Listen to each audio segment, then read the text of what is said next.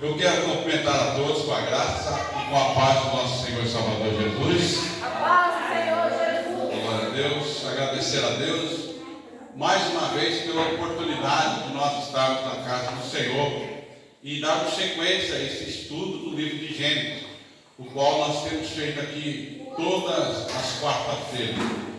Então, nesta noite nós vamos estar, aleluia, falando meditando na segunda parte da divisão de Gênesis, né?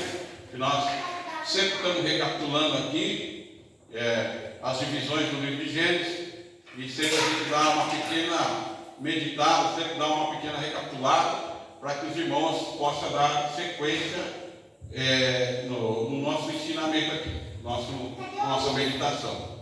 Então nós já dissemos isso nas aulas passadas, que a primeira divisão do livro de Gênesis, a primeira parte, o livro de Gênesis se divide em 4 subtópicos, né? É uma divisão do capítulo 1 ao capítulo 11, você tem 4 subtópicos, ou você pode chamar de 4 histórias, certo? Agora nós estamos na segunda parte, que vai do capítulo 12 até o capítulo de número 50. Nós temos também mais 4 histórias, ou 4 subtópicos, né? E nesse momento nós estamos meditando a respeito do chamado sobrenatural. Então, o primeiro subtópico da segunda divisão, que é a chamada sobrenatural, e nós estamos meditando, né, no chamado de Deus que Deus fez a Abraão. Amém? Eu estou dizendo Abraão aqui, mas o primeiro nome dele é Abrão. Depois é que Deus muda o nome dele para Abraão. E nós vamos meditar no capítulo de número 2, mas antes de nós fazermos essa meditação, eu gostaria da atenção de todos vocês. Esse vídeo nós só gravamos nas quartas-feiras, mas esse final de semana nós tivemos uma notícia triste, que foi o falecimento da nossa bispa, né?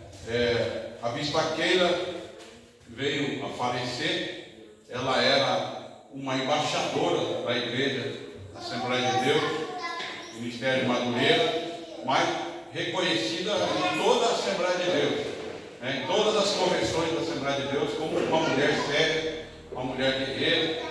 E na realidade, irmãos, eu queria chamar a atenção dos irmãos, porque infelizmente os irmãos não vêem na mídia uma falta de respeito muito grande, né, porque muitas pessoas ficam inventando coisas, né? Ela era uma mulher muito ocupada, com muitas responsabilidades na igreja, como também o nosso bispo Samuel Ferreira, que estava de viagem nos Estados Unidos, e a sua esposa sempre estava aqui, de uma maneira ou de outra, cuidando das suas obrigações na igreja. Eu até assisti um vídeo da pastora Cassiane, que ela é cantora Cassiane, hoje ela é pastora também, ela cuida de uma igreja no Alphaville, fazendo uma linda homenagem a nossa bispa, né? E eu gostaria de pedir aos irmãos que é até chato dizer, né?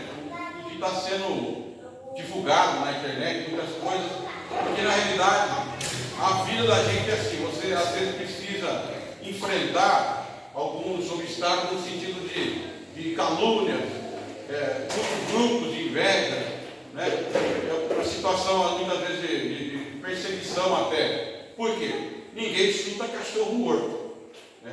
A Igreja Assembleia de Deus, Madureira, em 95, ela estava dando seus primeiros passos como Assembleia de Deus de Madureira. Foi quando eu conheci o pastor José Paz, que foi um dos fundadores da igreja, pioneiros. Aqui em 95 conheci ele aqui em Jacarezinho. Foi quando ele trouxe a sede da nossa igreja, foi fundada ali em Jacarezinho. Nós estamos com essa igreja aqui, que é uma igreja bem jovem, bem nova, então nós estamos adaptando muitas coisas. Em 95 eu conheci ele, e hoje a Igreja Assembleia de Deus Ministério de Madureira é a maior Assembleia de Deus que existe no mundo, certo? Mas como que funciona? É a questão das divisões. A Assembleia de Deus hoje ela está em muitos países, mais de 100 países, né? A Assembleia de Madureira, e por consequência de que o nosso bispo, ele passou a sua vida de jovem nos Estados Unidos, recebendo treinamento teológico, ele conviveu ali nos Estados Unidos, foi tradutor, né, no inglês para o português. Então, ele está, agora a igreja, o nosso ministério, Madureira, está edificando uma sede mundial lá nos Estados Unidos. Né? Já está de compra de uma grande propriedade. Então, ele não pôde estar aqui no Brasil nesse momento, no falecimento da esposa dele. Então, eu estou tentando esclarecer da minha maneira mais simples que eu sei, que eu posso, porque eu acho que a grande falta de respeito à família, não só a família do bispo, mas a família Madureira toda, está enfrentando esse momento de dor. Uma jovem, né, mulher, 52 anos de idade, ela teve uma questão do infarto, né, e infelizmente está muita coisa na mídia. Por quê? Porque a nossa igreja está muito grande, então incomoda o inimigo, né, incomoda o inimigo. Então, se os irmãos ouvirem alguma coisa, alguma orientação tentando difamar, tentando denigrir a imagem da igreja, eu sei que esse vídeo ele vai para a internet, né? Essa mensagem, e eu quero, na minha simplicidade, esclarecer esse ponto, né? Que ela é uma mulher muito trabalhadora, uma mulher muito batalhadora, que trabalhou ao lado do teu esposo para o crescimento da obra de Deus. Amém? E nesse momento eu gostaria de pedir à igreja se colocasse de pé. Nossa igreja é uma igreja que está começando, é uma jovem igreja que está começando agora, mas nós queremos prestar um momento de silêncio, né, em reverência a esse chamado que Jesus teve para a vida da nossa bispa. E eu gostaria que você, nesse momento, fizesse esse momento de silêncio, no nome do Senhor Jesus Cristo.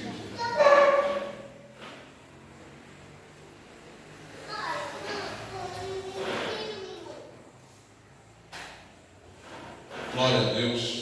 Vamos dar uma salva de palmas no nome do Senhor Jesus Cristo. E gratidão pela memória da nossa embaixadora, a bispa Keila Ferreira, que foi uma grande mulher de Deus. O seu legado fica aí na história do Evangelho no Brasil e no mundo. Amém? Vamos ler esta noite Gênesis, o capítulo de número 12, a partir do versículo de número 10. E nesta noite eu tenho a certeza que nós vamos tirar uma lição da vida e da história de Abraão, mas também nós vamos trazer para a nossa vida muitas lições, né, da vida de Abraão. Isso que é importante, o mais importante, né? Glória a Deus. Gênesis capítulo 12, a partir do versículo de número 10. Glória a Deus. E havia fome naquela terra, e desceu Abraão ao Egito para peregrinar ali, porquanto a fome era grande na terra. E aconteceu que, chegando ele para entrar no Egito, disse a Sarai, sua mulher: ora, bom, sei que és mulher formosa à vista, e será que quando os egípcios a virem, dirão: esta é a sua mulher, e me matar-me-ão a mim e a ti, e a ti guardarão em vida. Diz e peço que és a minha irmã, para que me vá bem, porque é por tua causa, e que eu viva, e a minha alma por amor de ti. E aconteceu que, entrando Abraão no Egito, viram os egípcios que a mulher era muito formosa. Amém? Até nesse ponto aí. Pode se assentar à noite, exaltando e glorificando o nome do Senhor. É um estudo bíblico, então nós trazemos as informações, trazemos a mensagem em forma de palestra, né? Mas é importante que nós nos aprofundamos na palavra de Deus e nós vamos criando o costume, o hábito de mergulhar na palavra de Deus e extrair o melhor que o Espírito Santo de Deus ele vai estar trazendo para a nossa vida. Amém? Nós paramos na aula passada falando do chamado sobrenatural de Deus a Abraão. Veja, Deus fez uma promessa a Abraão: em ti será bendita todas as nações da terra. Repare bem, em ti será bendita todas as nações da terra. Ora, nós sabemos, pelos estudos que nós já viemos caminhando, galgando, nós vimos que Deus não tinha uma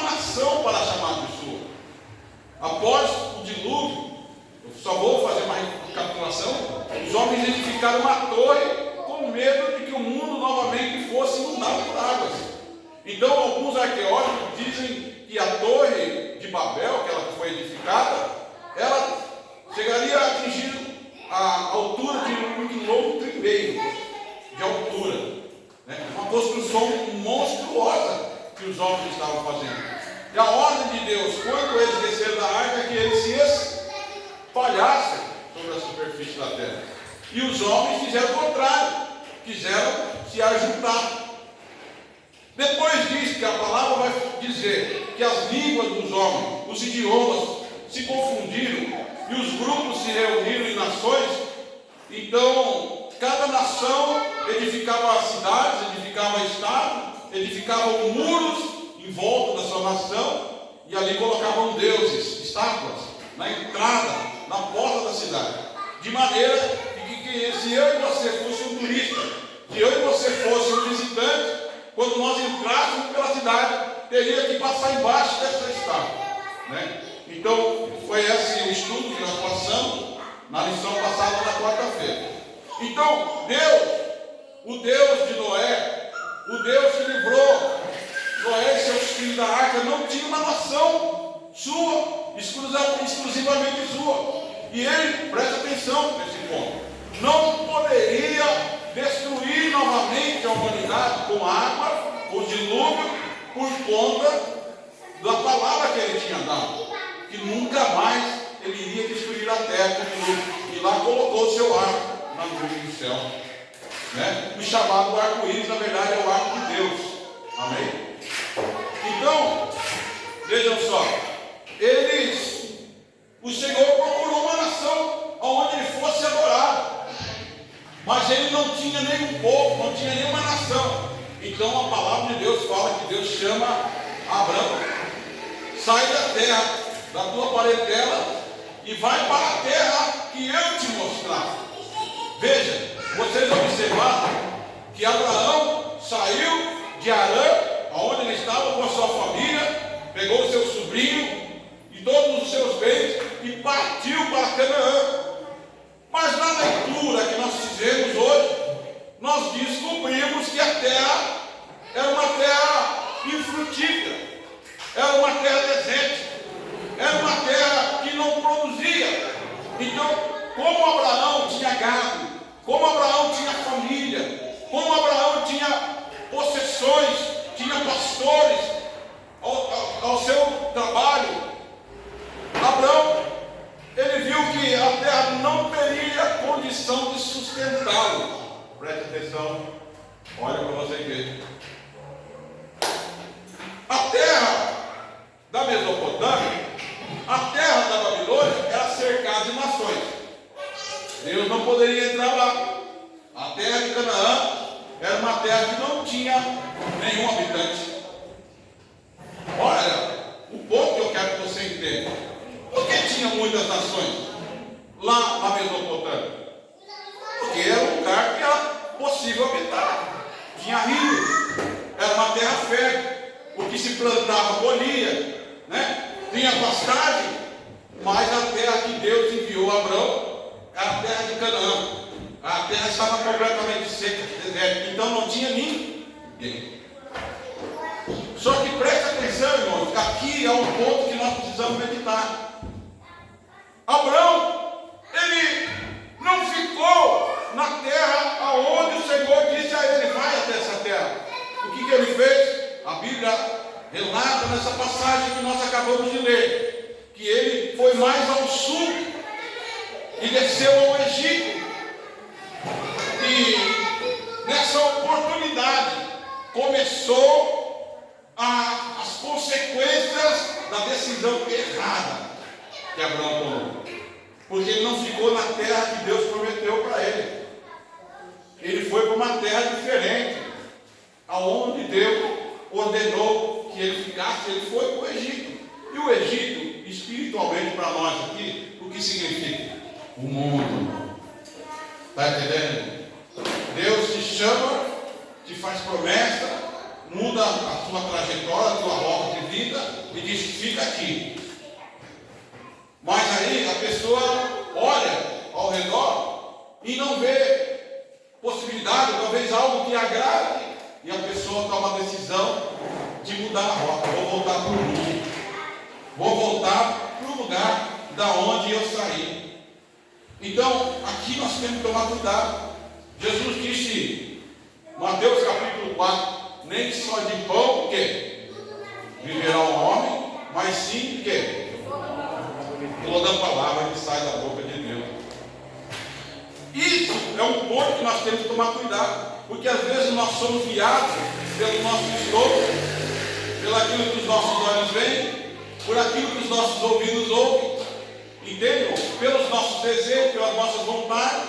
Esse não é o homem espiritual. Essa não é a nação espiritual. A nação espiritual, ela vai ficar fundamentada, embasada em cima da vontade de Deus. Amém? Amém. Às vezes você pode estar num deserto. Às vezes você está num deserto. Esse é o ponto que eu quero ministrar ao teu coração nesta noite. Pode ser um deserto, mas se você tem o Senhor, se o Senhor está com você, você tem tudo. Eu vi, acho que foi em 2009, 2010, onde teve aquela crise na Bolsa de Valores do Japão. A história eu vi na época, e aquilo ficou na minha mente. A história de um homem, de um japonês, que tinha um patrimônio de 3 bilhões. Seria o nosso valor em dinheiro hoje, aqui 3 bilhões em reais. Era o patrimônio desse homem. E o que aconteceu? Esse homem, do dia para a noite, perdeu esse patrimônio de 3 bilhões, ele perdeu 2 bilhões e ficou com apenas 1 bilhão. Apenas 1 bilhão. E ele achou que ele ficou pobre, porque ele só tinha 1 bilhão. Sabe o que ele fez? Subiu em cima de um prédio e pulou de cima do prédio e tirou a sua própria vida, porque ele achou que ele tinha ficado pobre. Não diz o antigo ditado que aquele que tem Deus tem tudo. Aquele que tem tudo, mas não tem Deus, não tem nada. Está entendendo? Aqui a palavra está querendo nos dizer sobre o espírito de gratidão que todo filho de Deus precisa ter. Amém? Porque há uma situação que às vezes é o momento que você está vivendo. E nesse momento, nesse deserto, preste atenção, Deus está ensinando algo para você. O Senhor está falando algo com você nesse momento, nesse lugar de solidão que você está passando. Nesse lugar desértico da tua vida que você está enfrentando, é a faculdade de Deus. Assim, existe um ditado que se a gente já chegou no fundo do poço, não tem lugar mais para cair. Agora a tendência é só para cima. Amém? Quantas vezes você fica nessa situação no fundo do poço? Mas dependendo da situação, você quer fazer as coisas da tua maneira, da tua forma. E aqui que está o erro, moleque. Porque às vezes você está na presença de Deus, a falta do espírito de gratidão. E aí entra um espírito de descontentamento que quer te induzir a buscar recursos do mundo. Esse é o erro de muitos cristãos. Gente chamada por Deus. Gente que tem o chamado de Deus na vida, mas não consegue passar pelo momento do deserto. E quem nunca passou pelo momento do deserto? Quem nunca passou por uma situação que você vai em busca de um irmão, você vai em busca de um parente, você vai em busca de um amigo, de alguém que possa te socorrer, e você não acha ninguém, não encontra uma mão. E aqui nós temos na Bíblia muitos exemplos de pessoas, né, que passaram pelo deserto, um momento de provação, mas a palavra do Senhor diz que aqueles que esperam no Senhor jamais serão confundidos. Amém? Glória a Deus. Então o Senhor permite o deserto na nossa vida. É um momento da dor, é um momento de uma perda, é um momento de uma prisão de um familiar, é um momento de alguém que foi tirado, alguém que realmente era a tua base, era o teu chão, e você não podia perder essa pessoa. Mas sabe, Deus nos permite ir ao deserto, porque Ele quer intimidade conosco. É no deserto que nós ouvimos a voz do Senhor. Se você for ao deserto, eu nunca fui no deserto, mas eu tenho estudado muito. E eu vejo no meu imaginar, no meu subconsciente, no deserto tudo é muito grande. Às vezes você está aqui onde nós estamos, você nem olha para o céu, nem presta atenção. Mas lá no deserto, se você estiver no deserto, você vai olhar a imensidão do céu. Tudo é muito grande, muita areia, muita devassidão, muita falta de vida, muita falta de água, escassez de alimento, sol, tudo é muito frio, abaixo de 0 graus à noite, sol escaldante, quase a 50 graus durante o dia. A vida fica sendo afligida no deserto. Sabe o que aconteceu com o nosso pai Abraão? O nosso patriarca Abraão? Porque a palavra patriarca vem de fundadores da pátria, né? Aqueles que estão fundando uma pátria. Então, o nosso patriarca Abraão, preste atenção nesse ponto, também não suportou o deserto dele. Entende, irmãos? Tem momentos que você parece que não vai suportar o teu deserto. Você nem ouve a voz de Deus. Parece que Deus está tão longe. Mas é quando ele parece que está quieto, é quando o Senhor está trabalhando no silêncio. A resposta vai vir. Sabe por quê? Porque no lugar de intimidade e comunhão com Deus, é o lugar que você está sendo treinado para vencer as tuas provações. Mas Abraão buscou um lugar melhor. Abraão não ficou naquela terra. Sabe por que aquela terra era deserto? Porque, ai meu Deus do céu, Deus não queria que Abraão sofresse nenhuma influência de nenhum povo, de nenhuma tribo idólatra, de nenhum tipo de adoração diferente daquilo que Deus queria para o seu povo. Então, a orientação de Deus é que quando Abraão estivesse naquela terra, não estava morta a terra, não era um deserto a terra. A orientação de Deus é que Abraão fosse edificando altares por onde ele passava, entende? Então, no momento do teu deserto, meu irmão, é o momento de você investir na tua comunhão com o Senhor. É o momento de você interceder. É o momento de você regar com tuas lágrimas a semente da promessa de Deus para a tua vida. Amém? Deus tinha uma promessa para Abraão. E qual era a promessa? De ti fluirão nações, muitos povos, nações. Mas, irmão, preste atenção. Um velhinho de 75 anos, quando Deus fez a promessa, Abraão tinha 75 anos. Agora preste atenção, o tempo que durou essa parte da vida até se cumprir a promessa de Deus na vida de Abraão. Abraão tinha 75 quando foi chamado. Sabe quando foi nascer o filho de Abraão? Quando ele tinha 100 anos de idade. Então a promessa de Deus demorou 25 anos para se cumprir na vida de Abraão. E quando ele toma essa decisão de descer até o Egito, chegando lá, ele já ficou de orelha em pé. Porque diz que a esposa era muito linda. A esposa de Abraão era muito linda, muito bonita. E ele ficou pensando agora, já ficou preocupado. Mas por quê? Esse aqui é o problema. Saiu debaixo da promessa de Deus. Abraão saiu debaixo da orientação. Não, onde que era para ficar? Em Canaã. Mas ele desceu para o Egito. E chegando no Egito, já porque o diabo primeiro começa a trabalhar no teu sentimento. O diabo começa a trabalhar nas tuas emoções. Esse é o foco dele, para te tirar da presença de Deus. Ele vai causar algo que vai criar um impacto por dentro de você. E aí você fala, nessa igreja eu não volto mais. Esse caminho de ser crente eu não quero mais para a minha vida. Esse negócio de seguir a Jesus eu não quero mais para a vida. Por quê?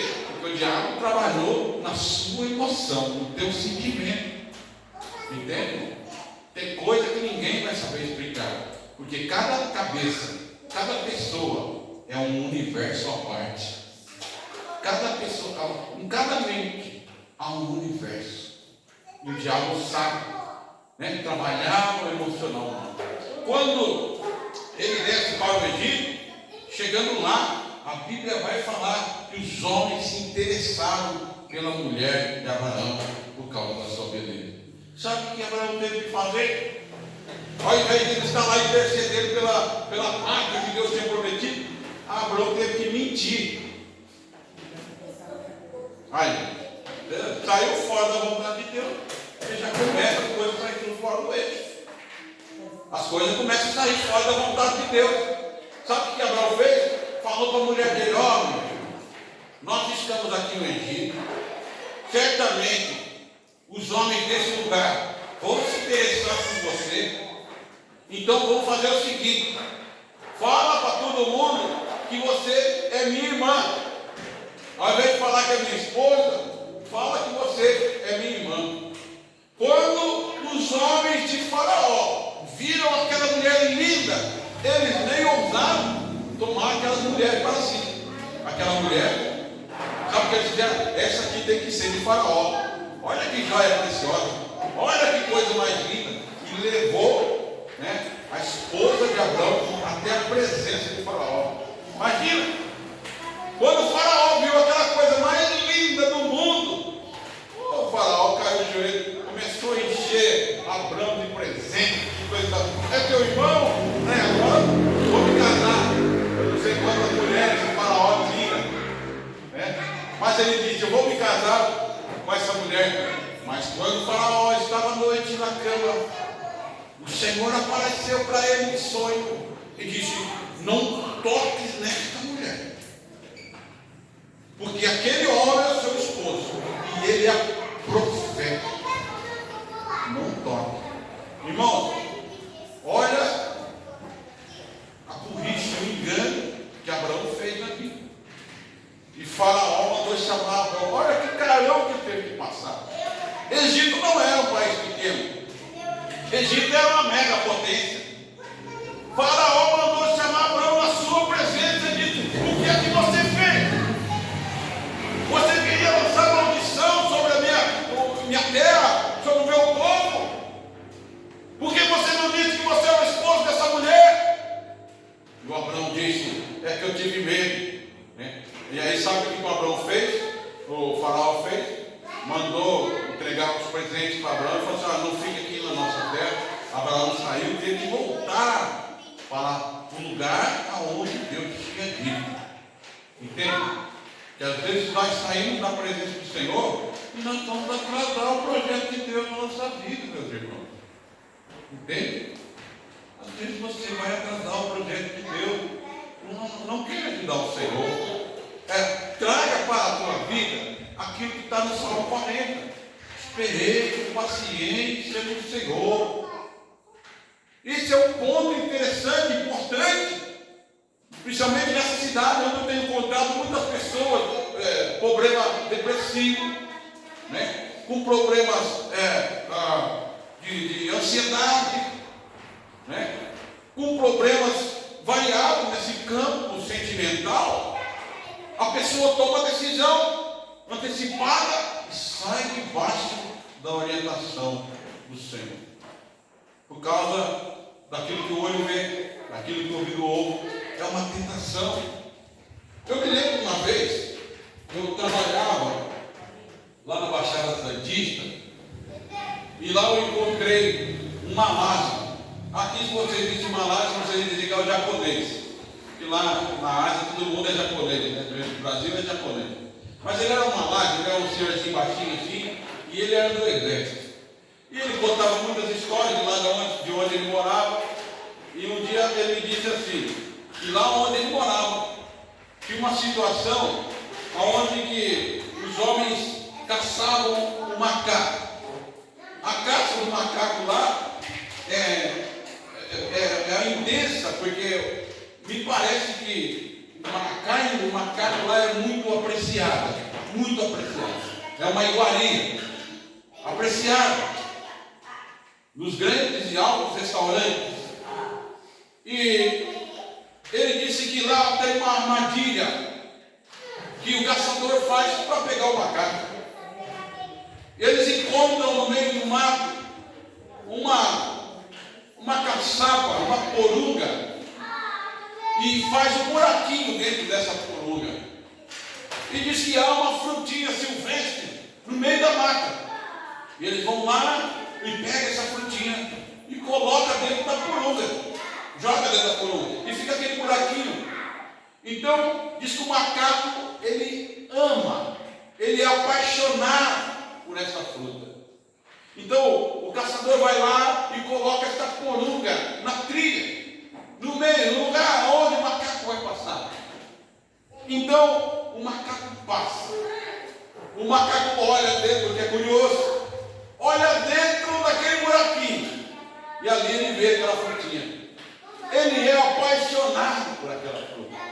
Então diz que o macaco enfia a mão dentro daquele buraquinho e segura a fruta. Entenda bem, irmão. Com a mão vazia, ele consegue enfiar a mão lá dentro, mas com a mão cheia ele não consegue tirar. E ele fica preso, tentando tirar a mão de dentro daquela porunga. Então vem o caçador. E aqui que a gente tem que tomar um cuidado. E o caçador está vindo. E o macaco está vendo que o caçador está vindo. Ele sabe que ele vai perder a vida, mas ele quer ir embora logo, então ele precisa tirar a mão rápido. Mas a mão não solta. É isso que acontece. Aí vem o caçador e pá! A cabeça do macaco. O macaco perde o bem mais precioso que ele possui. Não é a frutinha, é a sua vida. Amém? Esse negócio de ficar enfrentando com o mundo, esse negócio de você vende a sua fé, você desiste da tua caminhada com Deus, você desiste da tua caminhada com Cristo, por algo que encantou teus olhos, por algo que encantou teus ouvidos. Quanto vale a tua alma? Quanto custa o preço da tua salvação? E por muitas vezes o Senhor nos usa para falar de pessoas que já estiveram à beira da morte, que já estiveram à beira da sepultura, e estão vivos pela misericórdia do Senhor. Amém. Muitas vezes queremos trocar o bem mais precioso que Ele nos deu, que é a nossa vida, por causa de uma frutinha. A desgraça de uma frutinha, me perdoa a palavra. Amém, meu irmão? Nós precisamos entender que, irmãos, para nós terminarmos o estudo nesta noite, preste bem atenção. Você, diga você não é um corpo que tem uma alma, que tem um espírito, nada disso. Você é um espírito que possui um corpo e, como consequência disso, você é uma alma vivente. Amém? Então, se o teu corpo descer ao pó da terra, conforme está escrito na palavra de Deus, você que está na internet, se o teu corpo descer ao pó da terra, o teu espírito vai ter que dar conta a Deus. Amém? Você não sabe para onde veio, mas você precisa saber para onde você vai. Você precisa saber, porque o que está dentro de você é tão precioso, é tão grandioso, é tão maravilhoso essa vida que Deus colocou dentro de você, que o objeto de amor mais importante de Deus, que é o seu próprio Filho, Ele deu por amor a você. E Ele derramou a última gota de sangue para não te perder. Porque você é muito importante para Deus. Eu estou falando com pessoas que tenham problemas de depressão. E eu te digo uma coisa: a depressão é algo que traz o teu passado para o teu presente, para prejudicar o teu futuro. Tem pessoas que têm problema no presente, não é com relação ao passado, mas esse problema que bloqueia a tua vida, que estagna a tua vida, se chama, né, aquilo que vai travar a tua vida, a tua alma, se chama procrastinação. A pessoa não consegue fazer nada, a pessoa não tem força, a pessoa não tem vida, não tem ânimo, tudo que começa não consegue terminar. Procrastinação é sentimental, problema sentimental. E ainda fora esse problema, existe uma terceira coisa, a chamada ansiedade. É a pessoa que quer antecipar tudo, que tudo tem que se resolver, não importa a maneira, não importa o preço a ser pago. Eu quero te dizer uma coisa, meus irmãos, amados irmãos, eu quero dizer algo para você. Aleluia. Coloca Jesus como centro da tua vida. Entregar a tua vida a Jesus significa exatamente isso. Nós vamos terminar agora. Jesus disse em Mateus capítulo 11, versículo 28: Vinde a mim os que estão cansados, sobrecarregados, eu vos aliviarei. Tomai sobre vós o meu jugo e aprendei de mim, que sou manso e humilde de coração. Há uma ilustração que diz que o jugo é uma canga, é uma parede de madeira que se colocava sobre o ombro do animal. Então, pegava-se o boi mais velho, que é mais experiente, que está acostumado a andar e a dar passos precisos, e se colocava o boi mais novo, porque era de dois bois que faziam, tombavam a terra, aravam-se a terra. Então, diz que o boi mais novo, ele quer fazer mais força, mas ele não consegue isso, né? Então ele vai ter que caminhar junto com o boi mais velho, que tem experiência. Deixa eu te dizer, Jesus disse: aprendei de mim, porque o meu jugo, né, é suave, o meu fardo é leve. Jesus quer ser o controle da tua vida. Ele que vai trazer a paz que você precisa. É Ele que vai trazer a alegria da tua alma. Ou eu e você podemos perder tudo nesse mundo, mas não devemos jamais perder a alegria da nossa salvação. Amém? Vamos colocar de pé o nome do Senhor Jesus Cristo. Eu estou apelando a pessoas que têm o poder, de tomar decisões. Você tem o poder de tomar decisão. A tua vida é algo muito importante. A Bíblia diz que quando Jesus pregava, quando Paulo pregava, as pessoas iam à frente confessando os seus pecados e recebiam a Cristo como seu Salvador. E essa é uma oportunidade que você tem de entregar a sua vida a Jesus como teu Senhor. Vamos curvar as nossas cabeças nesse momento e vamos entregar, aleluia, a Deus toda a nossa adoração. Glória a Jesus. Aleluia.